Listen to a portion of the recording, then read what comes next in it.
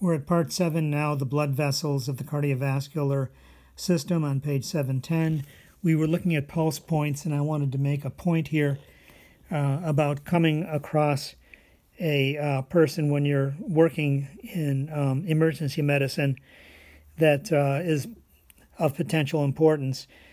Sometimes you'll come across somebody who is not conscious, and you're checking to see if how they're doing. And you might grab the wrist and try to get a pulse here, but if they don't have a mean arterial blood pressure of 80, then they won't have a pulse here because this requires a mean arterial blood pressure of 80. It's pretty low, and some people might actually have a blood pressure 90-something over 60-something, and even if they're still conscious and awake and speaking to you, they're not going to have a pulse right there. It's going to be a very weak system indeed. But they'll have a pulse here, and that's because over here we have a mean arterial blood pressure requirement of only 50 millimeters of mercury. So as long as you can find a pulse here, place your ear to the chest and you hear a heartbeat, that's always a good sign. So that means your patient is alive, but they have low blood pressure, and if there's a pool of blood anywhere nearby, you might suspect that they've lost a lot of blood, and so lack of blood volume is the cause of low blood pressure. Okay, so we come through the book here. They identify homeostatic balance and imbalance. They say that this is something that I think some doctors are really beginning to object to, and I actually wrote the word naughty here.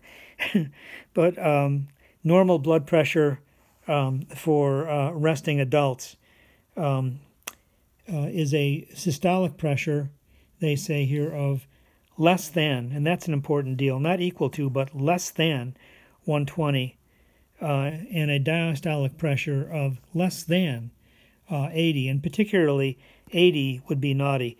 We can vary the top end quite a bit because if we get a little bit more stressed, or if we're, how shall I say, energized by really anything at all, the 120 end, top end here could be quite variable. But the bottom end will always be what it is. So your heart rests where it, in fact, can rest. So it should be below 80 at the bottom end here. And if this one is up at 124 or something like that, and this one is at 78 or 77, that's fine. Okay, you just have a wider pulse pressure because you've had some emotion lately.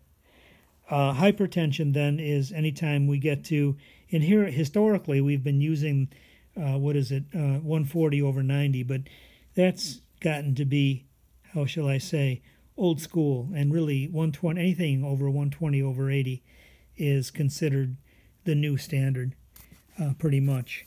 When they talk about primary hypertension here, that's the next topic on page 711. They begin right here, and so let's sort of look into this topic just a little bit and try to make sense of this. It says, although hypertension and atherosclerosis are often linked, quite often to each other, it's often difficult to blame hypertension on any distinct anatomical pathology.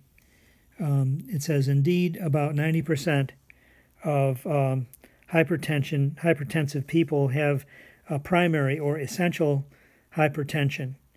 Now, this can be misleading because there are many things that lead to hypertension, and what they're trying to say here is that in most people who have hypertension, certainly 90%, one cannot point to a single thing, and we have a little discussion that we're going to get into with regard to metabolic syndrome, which has actually at least 4 or 5 usual characteristics that are identified as part of the problem for hypertension, and they're listing a number of them right here. But usually the metabolic syndrome is acquired through lifestyle changes.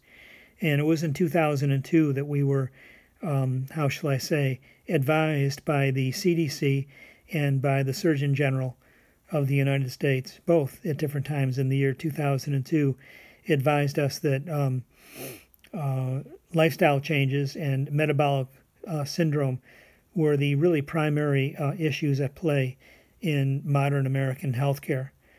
And the World Health Organization, somewhere in the vicinity of 2011 or 2013, I think it was 2011, made the same declaration. Okay, so heredity, of course, makes a difference.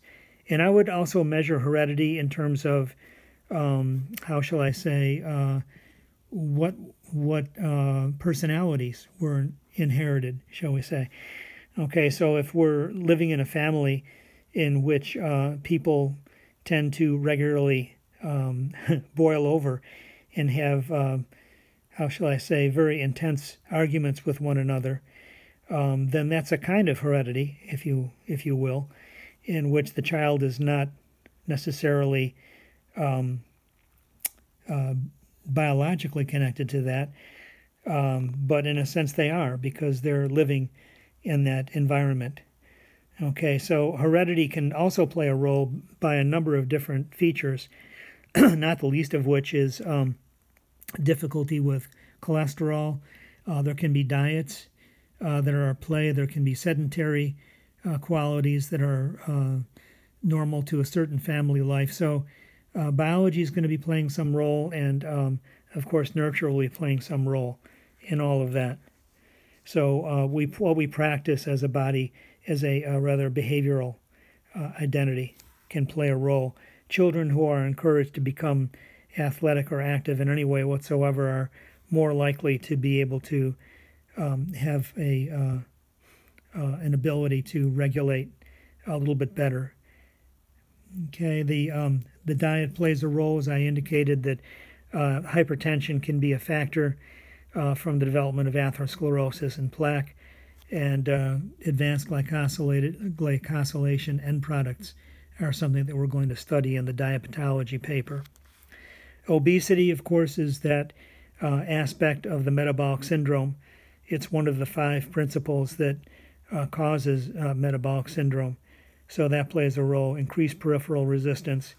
Age will increase the probability that one is gaining some weight because of the decline in metabolic abilities. So hypertension usually appears, it says, after the age of 40, and people are in some ways not necessarily paying close attention to their physical well-being as much as possible, that we're having a decline in organ function of every imaginable type after 40, and so one does have to pay very much more close attention to diet and exercise and sleep in order to overcome the changes.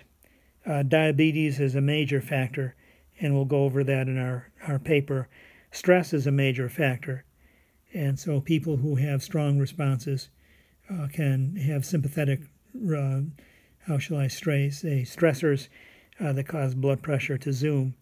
Smoking, as it turns out, is a factor in the constriction, peripheral resistance, and constriction of blood vessels. And so there's going to be that contribution. So when they talk about here primary hypertension and that it doesn't have a cause, what they're really saying is that this person does not have a pathology or a disease to which hypertension is secondary. So what they're trying to say is that primary hypertension means that this person is hypertensive from their very immediate state of their physiology. Their anatomy and their physiology is bringing about this primary disease.